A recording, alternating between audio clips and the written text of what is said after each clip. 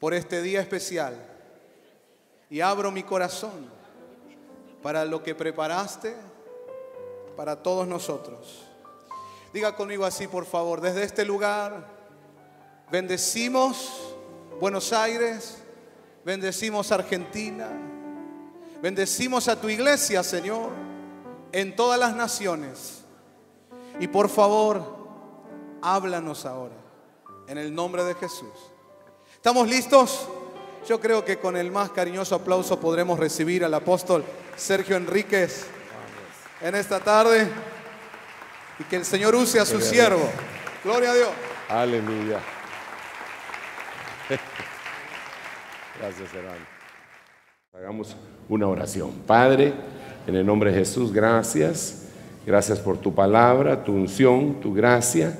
Estamos solicitando en este momento, Señor, que venga un espíritu de entendimiento sobre nuestra mente, de tal manera que podemos procesar y asimilar tu palabra en nuestro corazón y bajarla, Señor, a nuestras manos y a nuestros pies, para que podamos caminar de acuerdo a tu palabra y podamos obrar de acuerdo a tu palabra. En el nombre de Jesús, gracias, Padre, gracias, Hijo, y gracias, Espíritu Santo. Amén, amén y amén. Denle ese aplauso al Rey bendito. Bien, yo quiero contarle a los que no estaban en la mañana que estuvimos conversando acerca de la parábola de los árboles, que está en el libro de Jueces capítulo 9, en donde los árboles quisieron elegir a alguien que los gobernara. Y fueron los árboles, y dijimos, no voy a repetirlo, aunque la palabra no es redundar, pero quiero avanzar un poco más. Solo quiero hacer un breve resumen para los que no estuvieron en el primer servicio. Resulta que los árboles significan ahí hombres, y los tres árboles que ellos a los cuales accedieron significa un tipo de ministerio. Entonces los hombres llegaron delante de primero el olivo, después la higuera y después la vid, y les dijeron que gobernaran sobre ellos, ¿verdad? Eso definitivamente es una tentación de gobierno humano, donde se quiere abstraer al ministro para hacer la obra que Dios lo mandó a hacer. Entonces dijimos que el olivo lo que produce es aceite y honra. Explicamos ya eso. Y luego la higuera produce dulzura y abundante fruto. Y por último la vid produce gozo. Y entonces estas 5 cosas son las que el enemigo va a tratar de quitarnos, de robarnos. Y el gozo, que está tipificado en la Biblia de muchas formas, pero más que todo en el mosto, en el vino nuevo, tiene cierto tipo de enemigos, y eso es de lo que yo quisiera platicarles en este momento. Permítame que me siente, porque al verlo a usted sentado me dan ganas de sentarme a mí también. No cabe duda que uno de los problemas que más agobian al cristiano, al humano en sí, aunque no es el único, uno de los problemas es el dinero. Y le voy a leer un versículo en capítulo 5 de Nehemías, versículo 4, que dice de la siguiente manera: también habían otros que decían, hemos pedido dinero prestado para el impuesto del rey sobre nuestros campos y nuestras viñas. Entonces, viñas es un conjunto de vides, ¿verdad? Eso es, al final de cuentas, y la vid, ya dijimos en el primer servicio, que representa gozo. Entonces aquí lo que estaría tipificando es cómo nosotros deberíamos de vivir en este tiempo tan extraordinario que nos tocó vivir, porque nos tocó vivir un tiempo extraordinario, pero también peligroso. ¿Y cómo explicárselo? Mire, hace algún tiempo estaba yo ministrando en las iglesias que tenemos en Estados Unidos, y entonces hay una frase que se repite mucho allá, y es el sueño americano, ¿verdad? El sueño americano se dice que hay que comprar hoy y pagar después, ¿verdad? Compre hoy y pague después. Y platicando con algunos ministros, ellos me decían, y aquí voy a lanzar algo que la mayoría le va a costar quizás asimilarlo, no a ustedes, pero a la mayoría de la gente que escucha esto le cuesta. Cuando empezamos a platicar con este ministro, él me dijo, aquí en este país, si uno no tiene deudas, uno es nadie. ¿Cómo así? Sí, me dijo, si tú empiezas a comprar al contado, cosas al contado, al final de cuentas nunca vas a tener un crédito. Y aquí sin un buen crédito no se puede vivir. Tienes que tener un buen crédito. Wow, le dije yo, pero eso no es lo que dice la Biblia. Sí, pero así es, me dice, aquí así es. Sí, pero no puede ser porque la Biblia es la que tiene la razón. Porque la Biblia dice, no debáis a nadie nada, sino pues el amaros los unos a los otros. Entonces, una de las cosas que, y él por supuesto que no me lo aceptó, ¿verdad?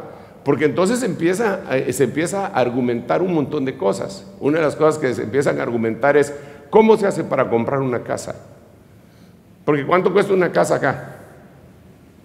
Más o menos en dólares, $100,000, $200,000.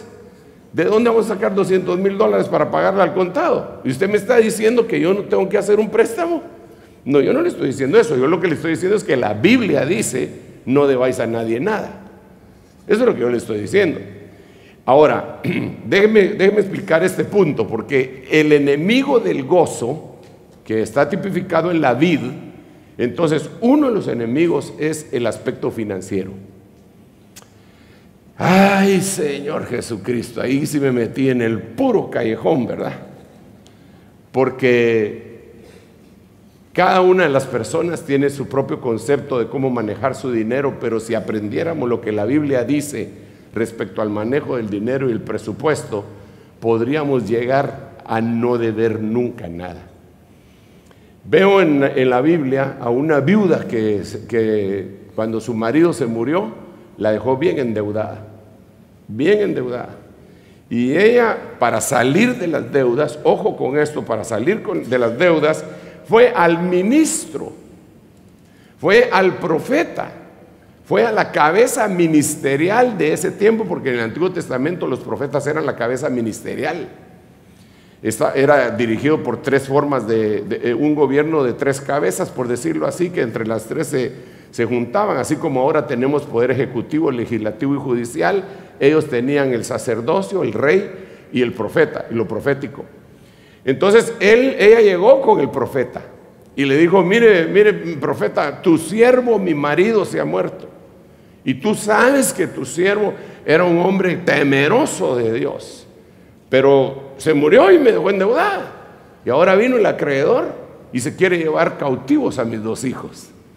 Entonces él le dio una estrategia y sí le autorizó a tomar un préstamo. Si usted se recuerda y está en autos de la historia que le estoy relatando, sí le autorizó a tomar un préstamo y le dijo, ve y pide vasijas prestadas, no pocas, y con el aceite que tienes en tu casa empieza a llenarlas, cierra las puertas detrás de ti. Le dio toda la estrategia para salir de deudas. Entonces, lo primero que le quiero predicar yo en esta oportunidad es que uno de los enemigos de la vida, uno de los enemigos del gozo, son las deudas. Mire cómo vengo con el hacha, con la espada desenvainada, a decirle, usted tiene que salir de deudas. Usted no puede seguir con las tarjetas de crédito hasta el tope. Usted tiene que salir de eso. Usted no lo puede estar llamando a las 3 de la mañana para insultarlo de que pague lo que debe. Eso no es vida. Eso no es vida. La gente, así como ella estaba preocupada, se van a llevar a mis dos hijos, el acreedor se los va a llevar. Entonces, interesante lo que el profeta le dice. Estoy hablando siempre de la vida, pero estoy hablando de los enemigos de la vida. Entonces le dice, ven para acá, mira. Vamos a hacer una cosa. ¿Tienes algo en tu casa? Nada, les. Solo un poco de aceite. Dios mío. Entonces no estaba bien la respuesta. Porque si tenía un poco de aceite, ¿por qué dijo que no tenía nada? ¿No le parece? Si uno tiene algo y dice que no tiene nada, está menospreciando lo poco que tiene. Pero cuando uno tiene poco es porque Dios le quiere dar mucho, porque la Biblia dice que el que es fiel en lo poco, lo van a poner sobre lo mucho. Entonces lo primero que quiero decirte es: Dios te quiere sacar de deudas. Y mire, en la época que se lo vengo a decir, creemos en un Dios todopoderoso que es dueño del oro y de la plata. ¿Será mucho para Él ayudarte a pagar lo que debes? No, si eres Él. Entonces, ¿por qué razón mucho del pueblo de Dios está ahogándose en deudas? Yo lo primero que le tengo que decir es que para esta situación tiene que haber una ministración especial de parte del Espíritu Santo sobre nuestra vida, sobre la fe de lo que nosotros vamos a hacer para poder salir. Pero entonces, volviendo a la historia de la viuda, y ya voy a regresar, como dijo Pedro el cristianazo, apagué mi Biblia, ¿verdad? Pero ya voy a regresar en un ratito y la enciendo. Pero más que encendida la tengo metida aquí, así que no le recibo nada de eso que dijo Pedro el cristiano. Pero mire pues, volvamos a la historia. Volvamos a la historia de la viuda que está emproblemada, endeudada. Y si alguien está endeudado aquí, siga estos pasos. Lo primero que hizo fue ir con el ministro, ir con el pastor. Pero aquí tenemos que parar otro poquito. Uno no puede dar lo que no tiene. Así que los primeros que tienen que ser ministrados en eso son los pastores. De tal manera que yo siempre digo que el pastor debe de tratar de no endeudar a la iglesia. Y muchas veces nosotros los pastores, esto lo debería haber dicho en la mañana, no ahora que está todo el pueblo, pero lo voy a decir porque es beneficioso. Nosotros muchas veces de pastores, como miramos que el otro ministro o el otro ministerio acaba de hacer un templo muy bonito, cambió sillas y puso buen sonido y compró el teclado Roland XPS30, último modelo, último alarido de la moda y todo. Entonces queremos hacer lo mismo, pero tal vez nosotros estamos iniciando. Entonces, aunque sea con un bote vacío de leche Clean, deberían de utilizarlo en vez de batería. O ver cómo hacer para ir adorando y adorando y adorando al Señor, porque nosotros en sí somos instrumentos musicales.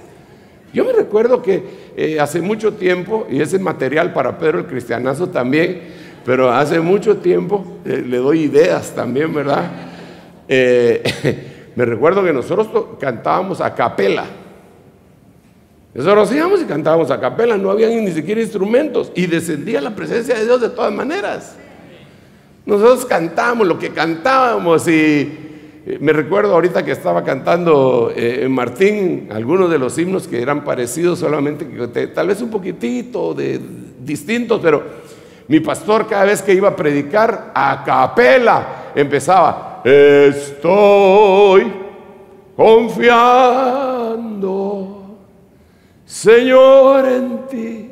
Y cantábamos a capela, la gente nos seguía y descendía la presencia de Dios. Claro, después vino el teclado, la guitarra y todo, enhorabuena.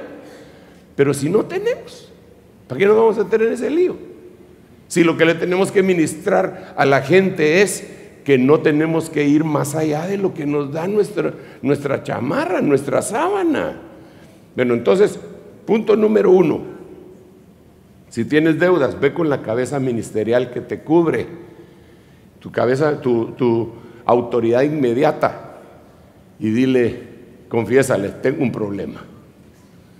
Tengo un problema. ¿Cuál es el problema? Tengo deudas. Pero ahí hay que ser honesto. Fíjese que un día estaba ministrando yo a una persona que llegó en esa condición y me dijo: hermano, tengo problemas, tengo deudas y no sé cómo salir de ellas. Y yo tenía mi pizarra ahí, un pizarrón, y entonces le dije, te voy a hacer un presupuesto. ¿Tenés presupuesto? Le dije, no, hermano. ¿No has hecho un presupuesto? No. Bueno, ahí te voy a enseñar a hacerlo. A ver, decime cuáles son tus deudas. Y me empezó a dictar cuáles eran sus deudas. Y cuando yo terminé, vi que no era mucho. Solo eso es. Tal vez es un poquito más, me dijo. ¿Cuánto más? Póngale que me había dicho 10,000 quetzales o 10,000 pesos. Tal vez son 15,000 pesos. Ya son 5 de diferencia, casi el 50% de lo que me había dicho. Bueno, borremos pues, 15,000. Puse cada inciso. Eso es todo, le dije. Tal vez son 20,000. Mire, para no aburrirlo, terminamos en 50,000. Entonces, lo primero que uno tiene que hacer, hermano, es ser honesto, ser sincero. Pero uno tiende a no serlo. Yo no estoy diciendo que seamos mentirosos. Yo no sé por qué razón nosotros los humanos tendemos a no decir la verdad cuando estamos tratando de resolver un problema.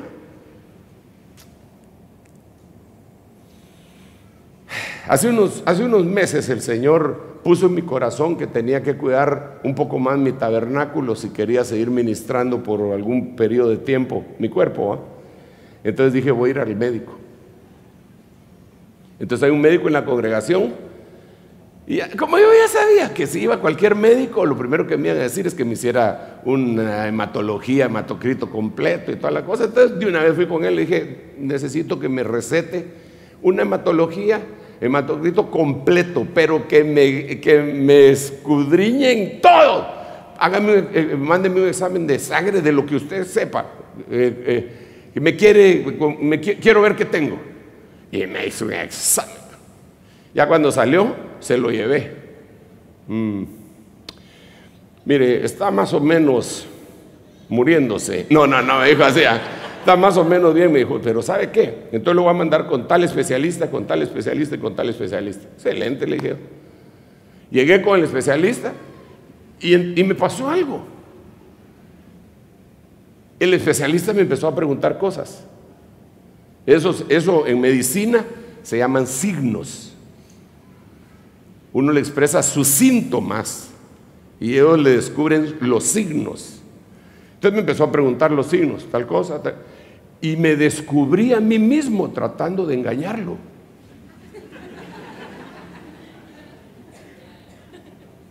Una de las primeras cosas que me preguntó, perdonen que les diga esto, hermanos, pero una de las primeras cosas que me preguntó fue, ¿orina mucho en la noche? Qué vergüenza decirle esto, pero eso. Entonces yo inmediatamente, me está preguntando esto por la cuestión de próstata. Si le digo que orino muchas veces, entonces me va a decir que tengo inflamada la próstata y yo no quiero que nadie se dé cuenta si la tengo o no inflamada. Pero yo andaba buscando la solución para mí, yo andaba buscando y ahora estoy tratando de no decirle la verdad. Y él como que se dio cuenta y se quedó callado para esperarme. Hasta que me sacó la verdad. La cual no se la voy a decir a usted porque usted no es médico, ¿eh?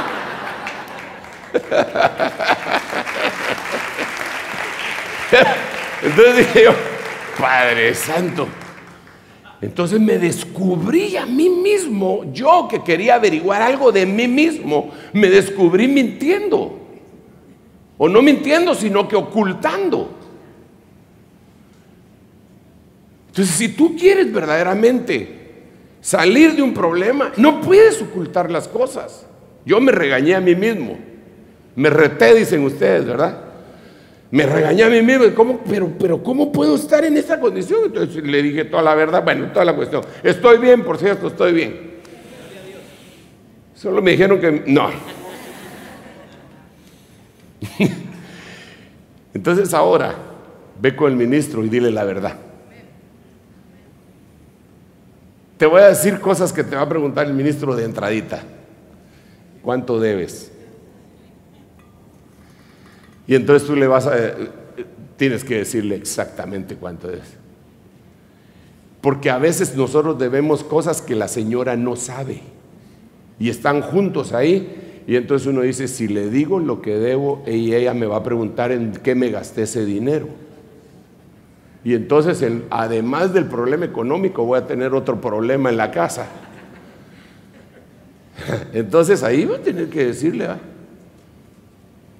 $1,000,000 pesos.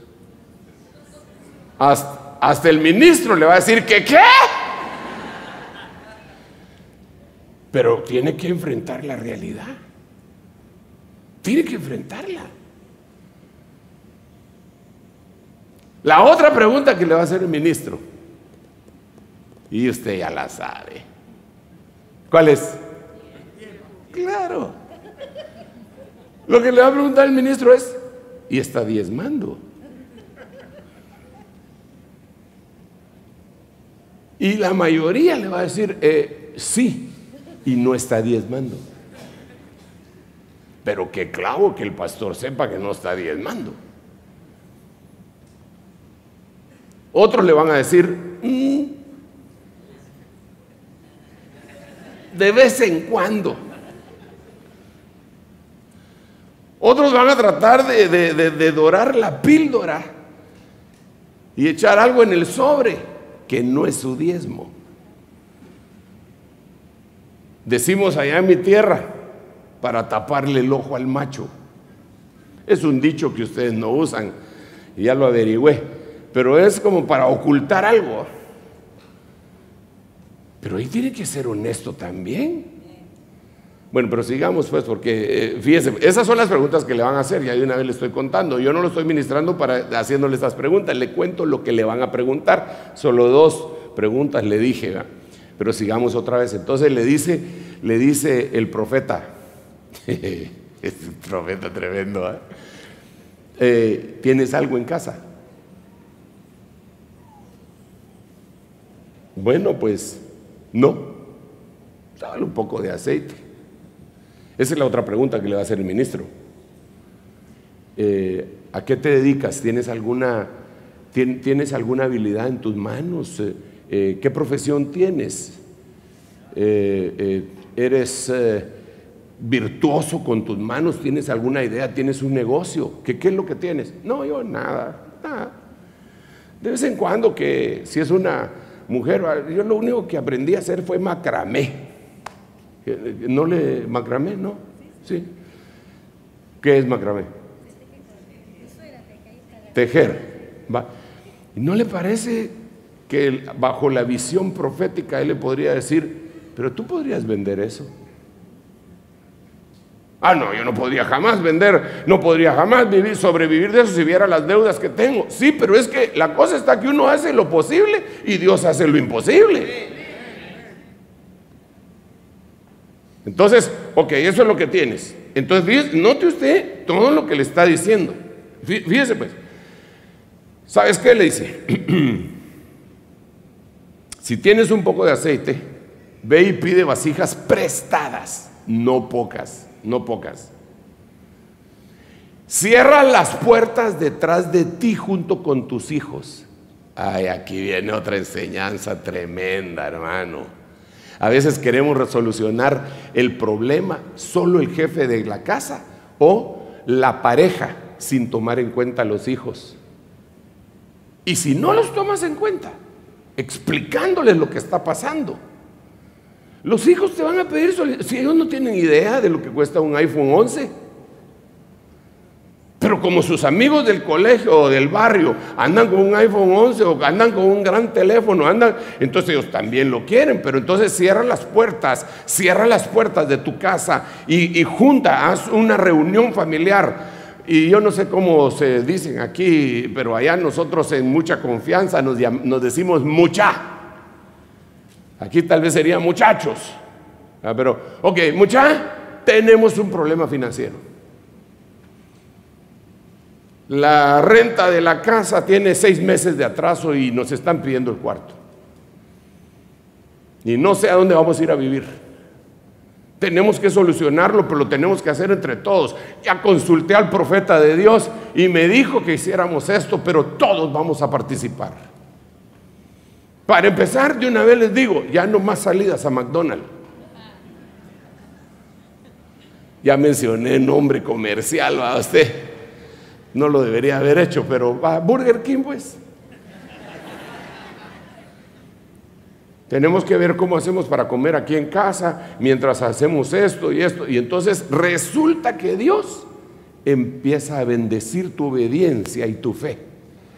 Y te empieza a proveer y a proveer y a proveer. Y cuando se mira la provisión, la mujer se emociona tanto que va con el profeta y le dice lo que está pasando. Y oiga las palabras del profeta. Le dice, muy bien, mira, vende todo el aceite, vende todo el aceite, paga tus deudas. El orden de los factores sí altera el producto. En la división y en la resta, en la multiplicación y en la suma no, pero en la división y en la resta sí los altera. Entonces el orden de los factores en la Biblia aquí es: vende todo lo que tienes, todo lo que tienes, ese aceite milagroso, véndelo. Cuando ya lo hayas vendido, paga tus deudas y vive de lo que sobra. Entonces, ¿qué es lo que pasa con la mayoría de la gente cuando le cae un poquito de dinero? Paga sus deudas. No paga sus deudas. La mayoría de la gente no paga sus deudas. ¿Qué es lo que hacen? Ay, por fin tengo un respiro. Muchacha, vamos a McDonald's. No, y nos quedamos que no, pues. Ahora hay que pagar las deudas. Usted sabe que hay gente amargada que le prestó a otro hermano y de repente el otro, Dios le proveyó. Y tiene el descaro de tomarse fotos y de subirlas a Facebook paseando. Yo en ¿qué lugar sería aquí? Yo en Mar de Plata. ¡Pau! Y el otro lo mira en Facebook y dice: este me debe dinero y me ha dicho que no tiene y ahora está en Mar de Plata con mi plata.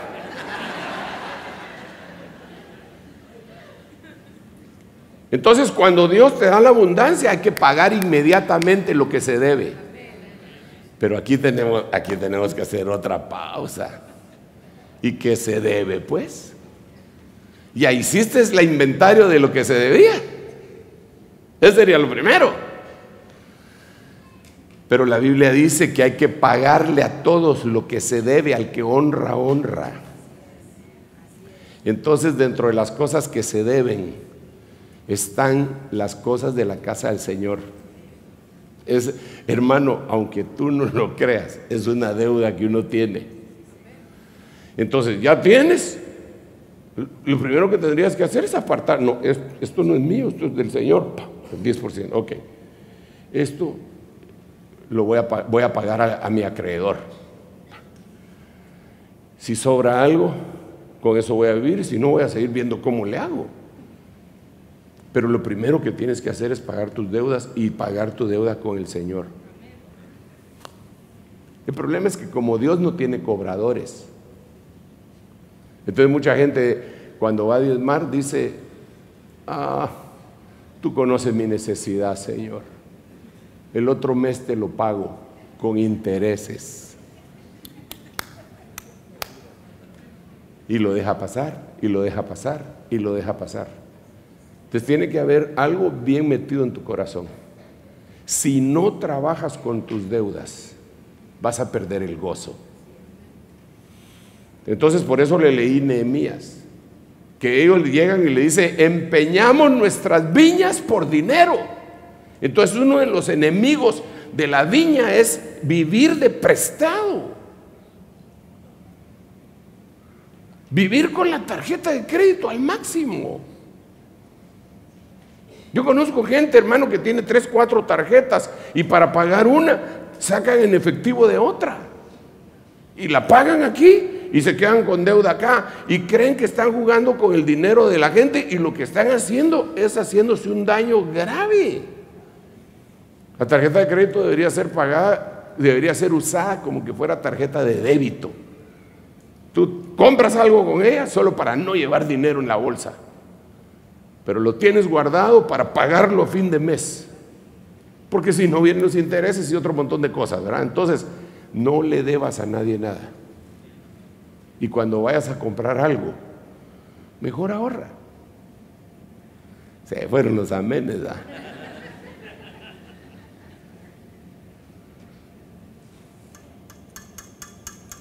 Yo creo en un Dios todopoderoso que se manifiesta aún en las cosas económicas, y yo estoy seguro que Dios te quiere bendecir. Yo estoy completamente seguro que Dios te quiere bendecir. Entonces yo, antes de seguir predicando, quiero hacer esta oración en el nombre de Jesús. Padre, tú me has puesto este mensaje en mi corazón. Tú me has bendecido de una manera sobrenatural, y tu palabra dice claramente que lo que yo tengo lo puedo entregar, lo puedo dar. Y esta unción, Señor, que se puede trasladar y regar en todo sin que nosotros perdamos incluso la misma bendición. Yo le digo sobre este pueblo: lo que tengo te doy. En el nombre de Jesús sean quitadas todas las deudas de una manera sobrenatural. Administra bien lo que Dios te ha dado en el nombre poderoso de Jesucristo, y que se vayan las deudas. Amén, amén y amén. Denle un aplauso al Rey. Entonces, regreso, ¿verdad? Los tres árboles: el olivo, la higuera y la vid. Primero aceite, que es Espíritu Santo; después honra; después es dulzura; después es abundante fruto; y por último es gozo. El gozo la vid tiene enemigos. Uno de esos son las deudas, pero ya ahorita lo acabamos de machetear, las deudas. ¿Cuántos creen que Dios puede hacer un milagro tremendo con su vida? ¿Le puedo hacer una pregunta aquí entre nos? Yo ya le conté cosas muy personales que jamás le debería haber contado. Ahora le voy a hacer una pregunta muy personal. Ustedes tienen deudas, pero sí van a salir de ellas, ¿verdad? Amén. Y no se vuelve a meter en deudas. Este es terrible. Primer libro de Reyes, capítulo 21, verso 2. Por si lo quiere leer, o como dijo el hermano Pedro, el cristianazo si trajo Biblia, ¿verdad? Aleluya. Y Acab habló a Nabot. ¿Cuántos saben quién era Acab? Solo dos. Bueno, Acab era el esposo de Jezabel. Tremendo, ¿eh? Entonces Acab le habló a Nabot y le dijo: dame tu viña. Recuérdese, enemigos de la viña, enemigos del gozo, Jezabel. Dame tu viña para que me sirva de huerta, para hortaliza, porque está cerca, al lado de mi casa, y yo te daré en su lugar una viña mejor, y si prefieres te daré su precio en dinero. Ahora, déjeme explicarle así brevemente algunas cosas acá. Nabot no le vendió la viña, le dijo: que Dios me guarde de darte a ti la herencia de mis padres. Esta es una viña que Dios me dio a través de mis padres, yo no la puedo vender. Este es un gozo que proviene del fluir de mis padres, yo no lo voy a quitar. No, no y no. Pero no todas, no todos las hortalizas, desde luego, pero una fuerte cantidad de lo que se siembra en una huerta o en un huerto es terrenal. A ver, déjeme explicarle esto de terrenal. Por ejemplo, a ver si son los mismos nombres que utilizamos. Zanahorias, sí, lo mismo. Nabos, también. Puerros, cebollas, ajos, todos se dan metidos entre la tierra. La vid no. La vid se siembra y le tienen que poner unas cuestiones en donde se suba y da su fruto en alto. Pero la mayoría de las cosas que se siembran en una huerta se dan dentro de la tierra. Y eso es muy simbólico, porque lo que le está diciendo es: yo te voy a dar un lugar en donde siembres cosas que te recuerden la tierra. Si esos frutos, o perdón, estas vegetales que le acabo de hablar, eran los que hacían suspirar a los israelitas cuando salieron de Egipto. Si usted se recuerda, ellos suspiraban y decían: ¡ay, cómo anhelamos los puerros, los ajos, las cebollas, los pepinos y los melones y las ollas de carne y el pescado que comíamos gratis en Egipto! Pero lo que quiere decir es que Egipto le va a trasladar una comida que es terrenal. Todo va a ser terrenal, todo es terrenal, todo es ligado a la tierra. Todo es tierra, todo es tierra, todo es tierra. Y el alimento del cristiano no puede ser eso. El alimento del cristiano no puede ser cosas terrenales, filosofía, el filósofo tal, la inteligencia de San Agustín, Platón, el griego. No, es el Espíritu Santo, es la palabra, es el libro de Proverbios, el libro de los Salmos, el libro de Eclesiastés, si le gustan los libros poéticos o de sabiduría. Pero ahí están los libros proféticos, ahí está la ley que contiene unas riquezas extraordinarias explicadas por el Espíritu Santo, que son celestiales. Entonces, una de las cosas que te va a quitar, que te puede quitar el gozo, es circunscribirte a lo terrenal. Y qué pena me da, pero muchísimos predicadores, consiervos, colegas, están predicando solo lo terrenal y se les olvidó lo celestial. Incluso ya le dijeron a la iglesia que dejen de estar esperando al Señor. Yo he oído predicadores, hermano, que dicen: yo antes predicaba la venida del Señor, pero ya me aburrí, me arrepiento, 20 años perdidos en mi ministerio. Pero ¿qué está diciendo? Me dan ganas de hacerles como hacen ustedes.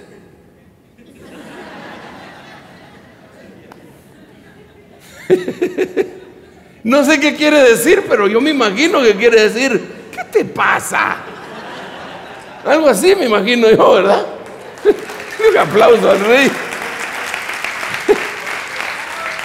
¿Cómo hacer eso? 20 años perdidos porque estuvo ministrando que el Señor viene. Burlarse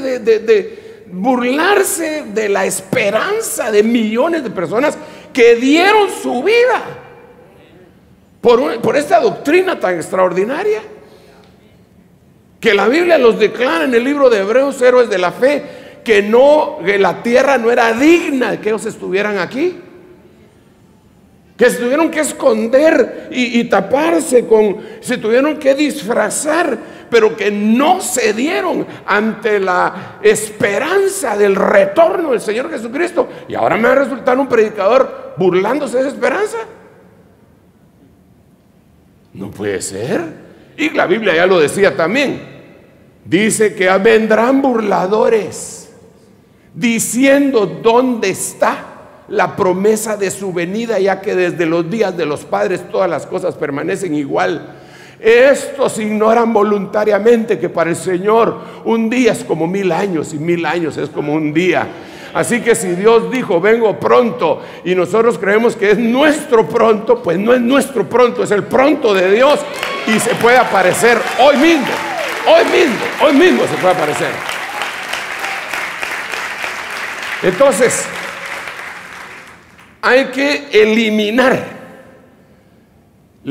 circunscribirse a lo terrenal. Yo entiendo que es necesario lo terrenal.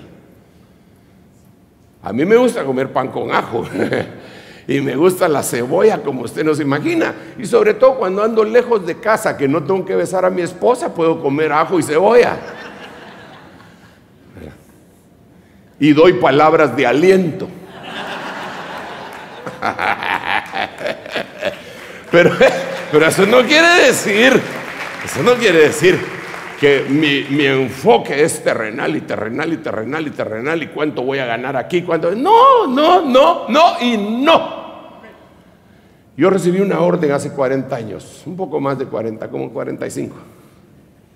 Y la orden fue: aunque la visión tardará un poquitito, el que ha de venir vendrá. Espéralo, porque no tardará. Eso hace 45 años y todos los años lo espero. Este año sí viene y no viene. Y yo te seguiré esperando, Señor. Aleluya. Y mientras lo espero, me purifico de un montón de cosas, porque la Biblia dice que el que tiene esta esperanza se purifica a sí mismo. Entonces, si tengo, me localizo mi falencia, mi pecado, mi transgresión, que tal vez hasta líbrame de mis pecados, hasta los que son ocultos, dice el salmista, y lo descubro, digo, esto no le agrada al Señor, y yo me arrepiento y a veces me frustro y me enojo de mí mismo. Y digo, ¿cómo es posible que si yo soy predicador del Evangelio, Señor, cómo es posible que tenga este pensamiento fuera? Porque a veces me vienen unos pensamientos, y me estoy ministrando, ¿eh? A veces me vienen unos pensamientos tremendos. A veces los que más, bueno, mejor, como de venganza.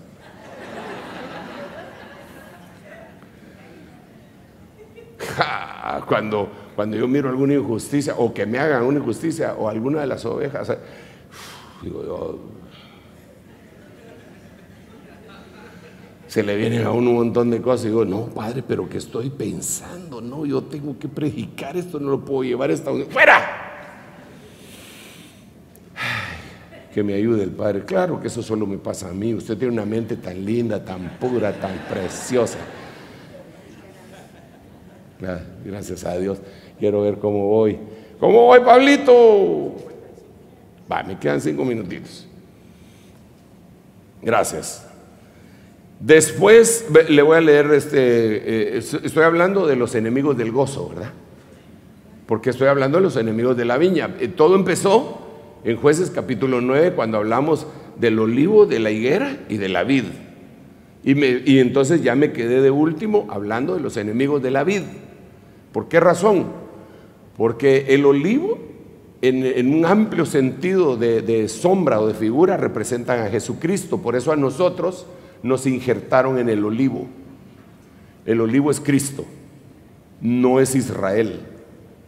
Porque ellos eran parte del olivo y los desgajaron. Entonces no pueden desgajar a Israel de Israel. Ellos eran una rama natural del olivo, que es Cristo. Cuando ellos lo rechazaron, y no a todos, los desgajaron. Y nosotros éramos olivos silvestres. Y nos pusieron contra naturaleza y florecimos. Entonces dice ahí la Biblia en el libro de Romanos, pero no sean creídos, porque si al olivo natural lo desgajaron, no les va a pasar a ustedes. Bueno, el olivo es Cristo, todo es Cristo. La higuera es Israel.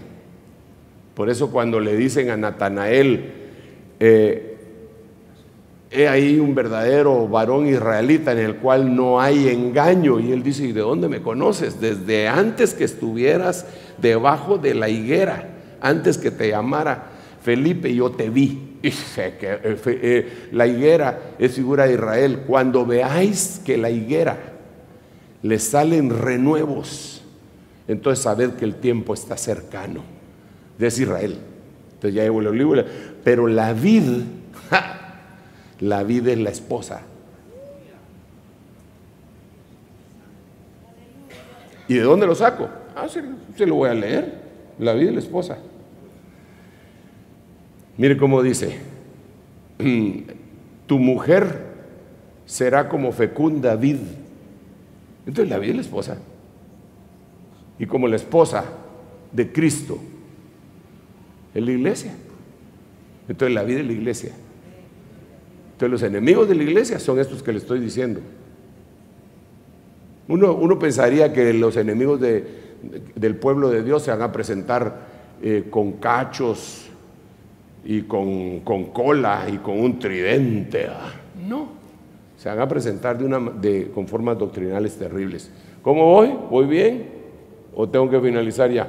Va, espérenme un ratito, unas 2 horas y ahorita ya les dejo el tiempo. Solo leo esto. Voy a ver. Sí, ya estamos contra el tiempo, pero espérenme, por favor. Jueces 15:5. Después de prender fuego a las antorchas, soltó las zorras en los sembrados de los filisteos, quemando la mies recogida, la mies en pie, y además las viñas y los olivares. Cazadnos las zorras pequeñas que echan a perder las grandes viñas. Entonces, ¿qué son las zorras? Y estas son zorras incendiarias, tienen fuego. Para tranquilidad de todos, las zorras representan varias cosas. Una de las cosas que representan es espíritus intimidatorios que le meten miedo a los cristianos. Vete de aquí, porque Herodes te quiere matar.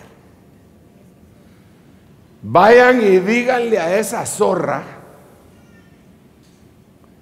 que yo echo fuera demonios el primero y el segundo día, y aún en el tercer día termino mi obra, y que es imposible que un profeta muera fuera de Jerusalén. Pero le dijo el Señor ponía apodos. Ya me contaron que aquí son buenos para poner apodos en algunas regiones de Argentina, pero no le ganaban al Señor. El Señor le puso apodo a Herodes y le dijo zorra. Pero nos dejó una lección. Entonces las zorras, una de las cosas que utilizan, o en algunos le dicen zorro, pero otras versiones dicen zorra. Una de las formas es un espíritu intimidatorio que mete miedo, le enseña los dientes y le ladra, pero no puede hacer mayor cosa. Entonces, enemigo del gozo son las amenazas. Pongámonos en las manos del Señor, hermanos. La verdad que los cristianos que nos antecedieron a nosotros fueron héroes de la fe, que algunos murieron quemados. Nerón, aquel gobernante romano, les decía: ustedes son la luz del mundo. Entonces van a iluminar las calles de Roma hoy en la noche. Y los empalaban, los llenaban de una especie de combustible, los empalaban y los incendiaban para burlarse que eran la luz del mundo, y no negaban a Cristo. Yo no hubiera podido ser pastor de una iglesia de esas. Todas las ovejas eran mejor que yo. Mire qué convicción la que tenían. Se los llevaban al Coliseo a que se los comieran los leones y se morían cantando. Yo no hubiera podido ser pastor de ellos. Yo hubiera estado correteando por ahí para que no me agarraran. Hubiera puesto a un hermano enfrente: cómase a este. Yo admiro a ese tipo de cristianos que tienen convicción clara, definida, y no dan marcha atrás. Y yo quiero ser así. Es muy lamentable para mí tener que finalizar, pero hay que hacerlo. Voy a orar. Bueno, por lo menos también ya oré por usted, para que ya sabe qué unción dejamos, y que Dios lo bendiga. Señor, yo sé que tú quieres ministrar aceite. Yo sé que tú quieres ministrar higuera, dulzura, y con ella sanidad. Yo sé que tú quieres ministrar mosto, vino, gozo. En el nombre de Jesús, te ruego que lo hagas hoy con estos hermanos. Hemos ministrado, Señor, lo que tú nos has puesto, pero no quiero dejar este lugar sin ministrar lo que me estás poniendo también en mi corazón, de tal manera, Padre, que la higuera produce su fruto, que es dulce, pero que sana. Ahí en donde estás, en tu lugar, aquellos que están padeciendo alguna enfermedad, pónganse de pie y quédense ahí. Solo déjenme ministrarle higuera, porque en el emplasto de higos que el profeta ordenó, se sanó Ezequías y le añadieron 15 años más de vida. Señor, tú conoces tu gente que ha estado padeciendo enfermedades, que incluso los médicos no encuentran la razón, y yo les estoy ministrando en este momento la higuera, les estoy ministrando en este momento el emplasto de higos. En el nombre de Jesús, sana su vida, sana su cuerpo. En el nombre de Jesús, que se cumpla, Señor, con esta administración, el deseo profundo del apóstol Juan que tú le pusiste en su corazón por tu espíritu.